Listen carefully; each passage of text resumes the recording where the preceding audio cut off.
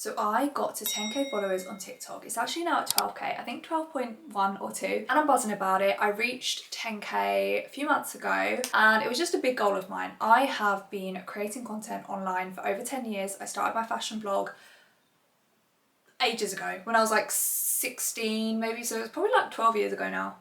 That's crazy. And I've always been on off creating content, and then I built a career within social media. So I worked in-house for big fashion brands, for global hospitality brands, and I'm now a freelance social media manager and content creator. So you could say that I love social media and I love content, but to hit 10k followers on my personal TikTok was a really big achievement for me. It's something that I was on and off doing for a while, and it was only when I really knuckled down that I saw a big difference. And I'm hoping to double my following in the next year. The first thing that I changed was talking to camera. Now, when I say talking to camera, this doesn't mean that you need to talk literally to camera. It means you can do voiceover, you can... There's only really two ways, isn't there? Talking to camera or a voiceover. Is there another way? I don't know. Showing your personality, your thoughts, your opinions. I think that is the main way that people can connect to you. Obviously, you might follow a lot of people on social media who do fashion hauls or they do trending audios, but the way that I really connect to people online is through talking to them, well, through them talking to me, because you see such an insight into the way that they think. You really want to connect with people on an emotional level who think like you or just think that the way you think is interesting. I honestly think building that ride or die community is through you speaking to people. You're being more emotional, you're being a bit more vulnerable, and if you think about it, why does podcast content do so well and why have they become so popular? It's because people are talking to you. Some of my favorite influencers are people who have podcasts, and I don't even realize it, but they are the people who I spend like half an hour a day with, because I'll be on my commute and I'll be listening to their podcast, and that is way longer than I spend on TikTok for 10 seconds watching a video. Also, a lot of talking content is a bit longer, and obviously that is good for all the platforms. They want to keep audiences on their platforms for as long as possible. So I just think talking content at the minute is really key, especially if you can move it to YouTube or a podcast where you're keeping people for longer. Even on TikTok, if you can keep people watching your video for 1 to 2 minutes, I think that is an incredible skill. Another thing that really contributed to me growing was really focusing on comments rather than views and followers. Obviously for me to get to 10k, that was a big goal, but sometimes I would find that videos that didn't get as many high views had way more comments, way more interaction, and I actually gained more followers from that. And that is because I was hitting the target audience that I was trying to go after, and they actually found the video useful, and they could also see that I had other series on my account that they could then go and interact with. For example, I had a video go viral, I think it was last year. I was in Vietnam, I had a video get over 1 million views. I don't know what it's on now, I would say like 1.6, 1.7, but I don't think I gained as many followers then when that went viral as I did when I started my Tall Girl series, and that was because that was a piece of random content that I hadn't produced before, and although I was creating travel content at the time, that wasn't really my niche that I was going after. However, when I decided to start a series and start talking about tall girl content, that was when I really started to build my community, and that is when the majority of my followers came flocking in, and I've now grown a lot just from that series alone, and that is because I really honed in on the community that I was building. I was actually talking about and solving a problem for a lot of tall women, which was finding flattering clothes that fitted them. And that was when I was getting so many comments like, thank you so much for these series, you've given me confidence to wear heels, because I didn't just do content on finding flattering pieces, it was also on like how I built up my confidence being a tall woman, and obviously that is more emotional content. People could really relate to it. I felt like, okay, I'm actually building an audience now. So I am really on the lookout for the comments and the interaction I'm getting over the views and the followers. Just because you get a viral video doesn't mean that that is going to convert into followers. It doesn't mean that you're going to grow an audience. It could be a one-off, but from my series I then got a lot of engagement on all of my other videos within that series. So that was how I started to build my community, and I'd also make sure I'd reply to all my comments, and I'd create content that people were asking for. So they'd ask me like, can you go to this store, or why don't you try out this, or you know, I've been looking for this. So I would then go and create content and reply to those comments and actually give people more of what they wanted, which actually really worked well for me. Because I started to get all these new followers, I actually started to feel very responsible for my content, and I started to feel like I didn't want to disappoint anyone. And I know this sounds a bit crazy, but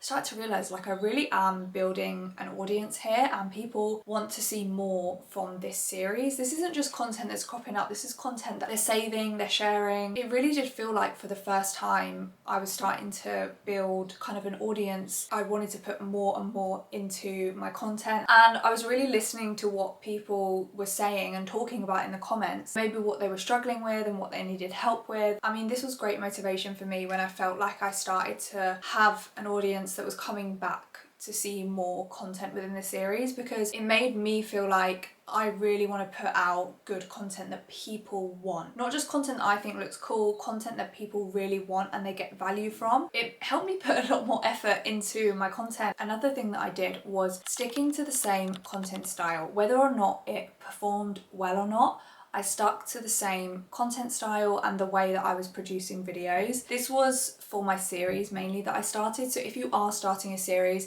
if a video, even if it isn't popping off, if you think it's a good content format, I would stick to it for a while. If it doesn't work after like a few months or 3 months and nothing pops off, then maybe try something new. But I think people underestimate the importance of not having so many different content formats going on before you're known. So obviously if you're known, you can kind of do what you want. It's why people start series, because they're like talking about something, repetition, keeping it up, kind of following along a story. So for me, when I created my Tall Girl series,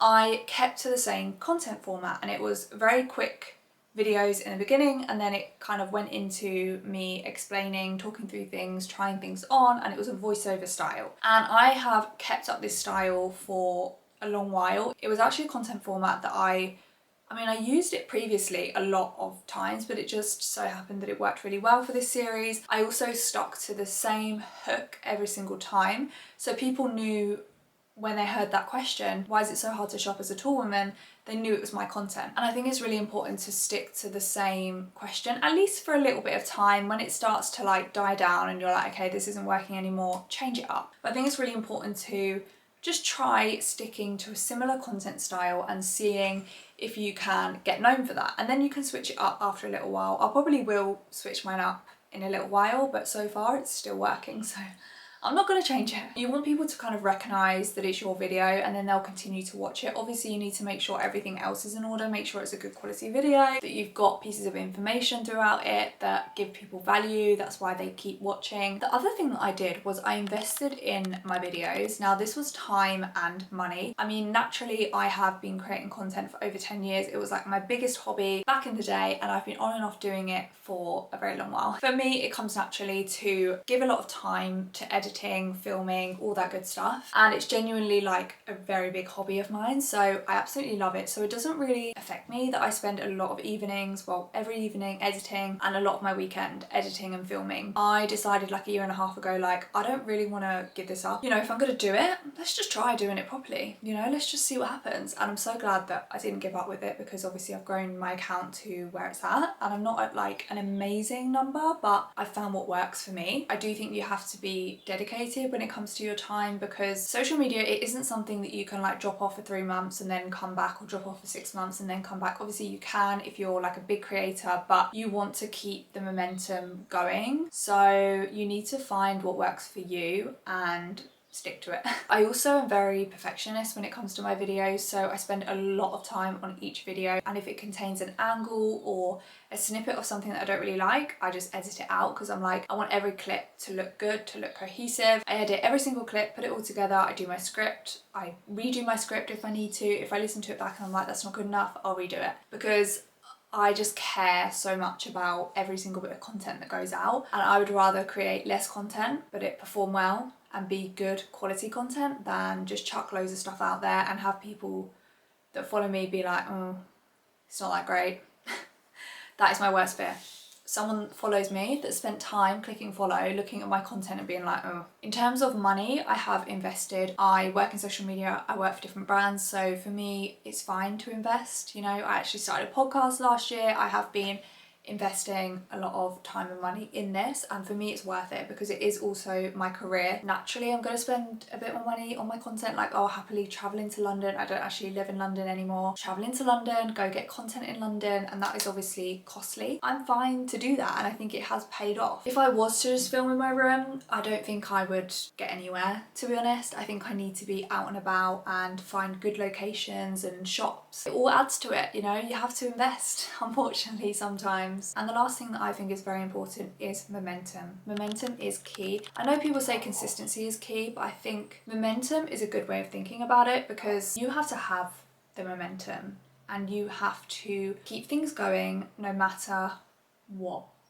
happens. Of course, there are exceptions, and there are exceptions where I haven't posted on, I mean, even last week or the week before, I didn't post on TikTok because I had so many things for work and other things that I was working on that I just, honestly, it was just not a priority. I will be coming back with full force momentum this week. So it's about not letting that momentum die for too long. You can actually go a week or two, probably not post on TikTok, and it'd be fine. But you don't want to lose that momentum for months on end, because it just doesn't work like that. You just kind of have to be consistent, consistently showing up, showing your face, get people to recognize you. That is how you build an audience. People actually need to be exposed to your name, your face, your content multiple times in order to then go and follow you or go and become part of your audience. And also, if you look like you're a part-time poster is in like posting, you don't look like you're taking it super seriously, as though it's your job and as though you really want to be there. I find that people who post sporadically, I don't know, I think some people can view it as like,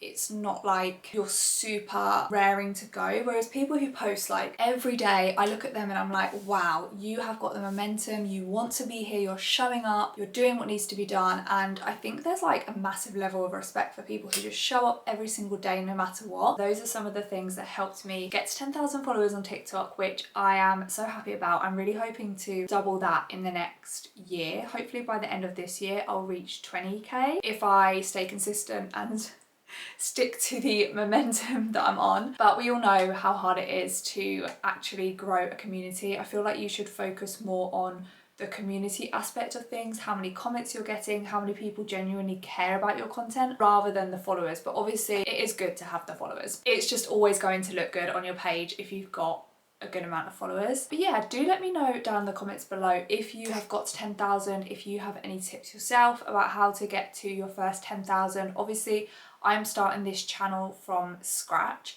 I have 0 followers at the minute, and I'm gonna see what I can do with this channel, and it's something completely new for me. I do obviously have my other YouTube account, but I really wanted to start this because obviously I have a career helping brands grow on social media, and I just want to share what I've learned. Let me know in the comments, and I'll see you guys on my next video. Bye.